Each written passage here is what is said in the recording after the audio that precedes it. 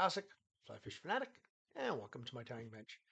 Today we'll be tying a little bumble pattern. I call it my Bloody Bumble. You'll see once we get going why. But really good pattern, based on a pattern that I've seen in some British books. So,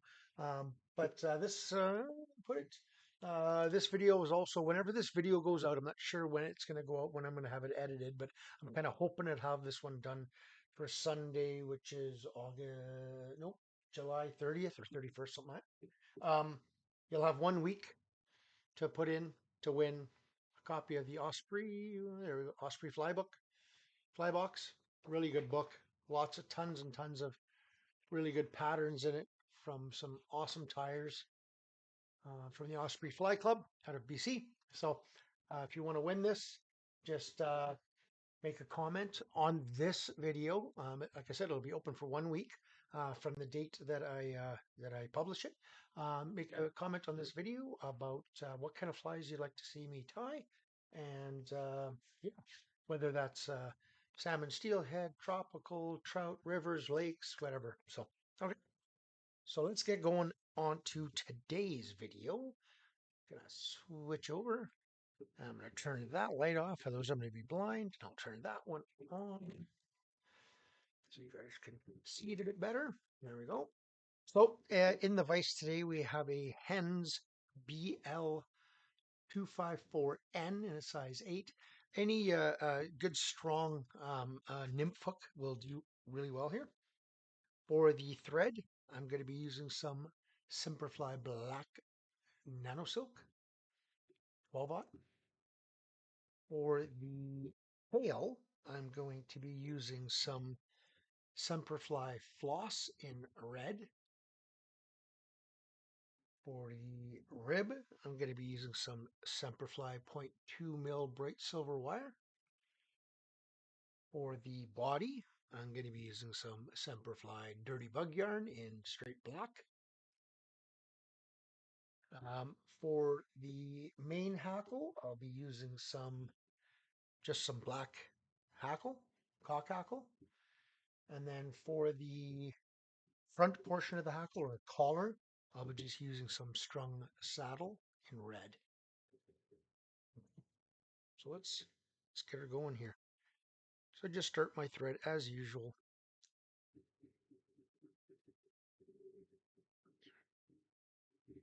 Super successful pattern. I've done really well with this individually and in a team. So if you're in places like BC, Canada, where you can only use one fly, this works. If you're in a place like Alberta or Saskatchewan, Manitoba, the UK, most of the US, places where you can use multiple, I really do well with this in a washing line technique. So I'm just creating just a little bit of a bump in the back there, just to help hold the tail up. Then I'm going to stop about there. I want about a hook, one to two hook eyes back room. And I've cut off about a 10-inch piece of that floss, and I double it over one time. Then I double it over a second time. If I can get my fat fingers to work. And then I double it over a third time. So that is going to be my tail. Okay. So just going to tie that in right behind the eye there, like I said, where I stopped. It's going to be a little bit of a target for me for my body. I'm just going to come right to where that bump is that I made. And I'm just going to take this and I want to cut this a little bit past the bend of the hook. Go like that. Okay. If you want to, you can roughen that up a bit and then just lay it back down and just help it be a bit more fluffy. Okay, then I'm going to come back to that same tie-in point area roughly. Take my piece of 0.2 mil bright silver wire. Just lay that in. Have it on my side. It doesn't really matter. It can be on the top. You're not going to see it much in this pattern. Like, you're not going to see where you've tied it in this pattern, so it won't matter. Again, this is all just to keep this body the same thickness. So now I'm going to tie in the dirty bug yarn right on the top. Come back right to where that tail starts. Come forward. Wrap. Forward in touching wraps. You can make it a little thicker if you want. Just gonna go there. If you want to go over it a second time, like back and forth, you can make it a fatter one.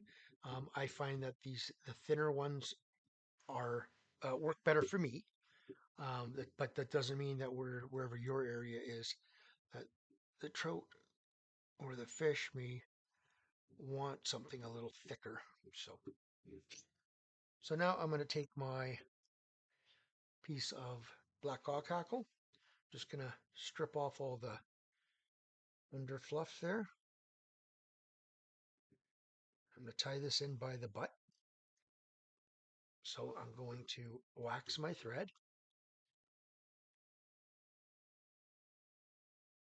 Tie this in with the shiny side facing me.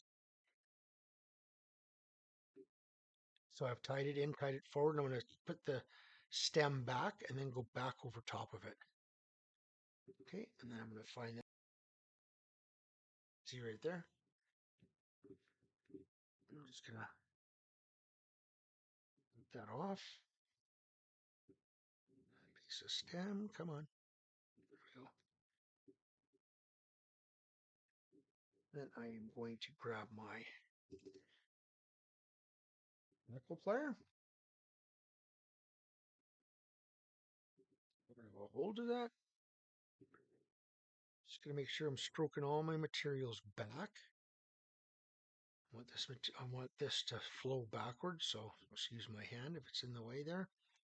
So I'm going to give it a couple, 2-3 turns right at the front here. 2.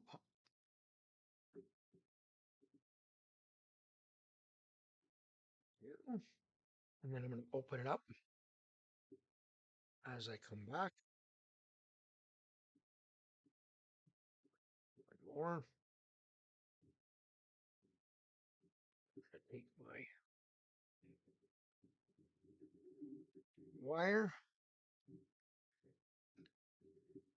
right this way over top, and then I can let go of my knuckle plier, and then I'm just going to come through it, stroke all that back, and then come right in front.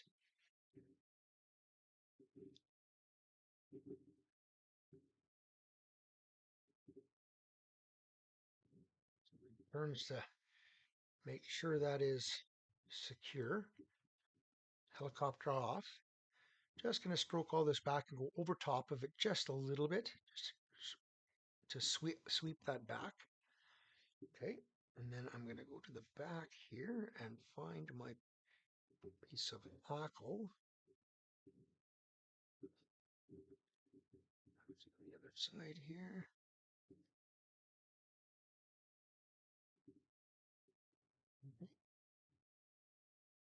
And then, same thing, I'm going to take my strung saddle, going to prepare it by removing all the under fluff here. And then I'm going to just check my length of my hackle. It's a little long, so I'm just going to strip it back just a little bit more. That should be pretty good there. And again, look for the shiny side and have it facing out. Just tie it on, going back.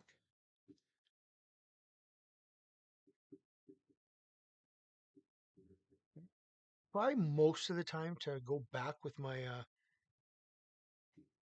stem, go back over top, and then tie it in.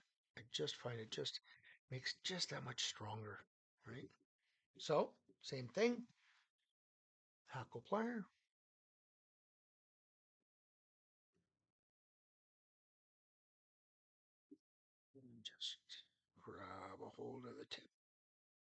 Stroke all my material back, and I want to do about 2 turns. Depending on your feather, sometimes you'll need 3, but I'll do another here, about there. Come through it, let go of it, stroke everything back before you even cut it off. Stroke it all back, and then I could helicopter it off, but I'm just gonna nip that off. Stroke everything back. Build just a wee tad of a head, forcing your red back, and then just give yourself a bit of a whip finish.